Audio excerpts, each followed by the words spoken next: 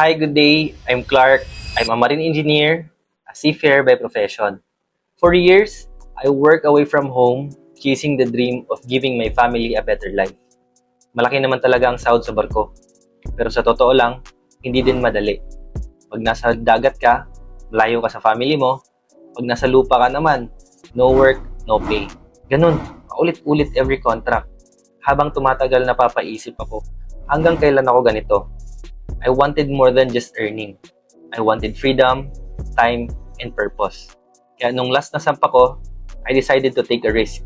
I started learning forex trading, something na totally new to me. At first, mahirap. I made mistakes. I failed. I almost gave up. Pero habang natututo ako, unti-unti kong nare-realize na trading isn't just about charts or money. It's about discipline, patience, and growth.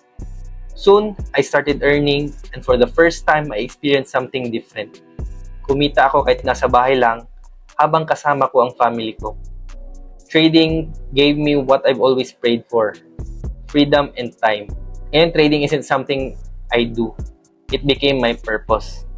Gusto kong i-share tong skill na to lalo sa mga katulad kong OFW o seafarer na gustong magkaroon ng option sa buhay. I built a community where anyone can learn trading for free, with trainings, live sessions, and support to help you grow. My goal is simple, to help more people trade their way to freedom, so you can earn, live, and be with the people you love. Because if it changed my life, I know it can change yours too. This is Clark. Keep learning, keep growing, and keep trading with purpose. See you in the community.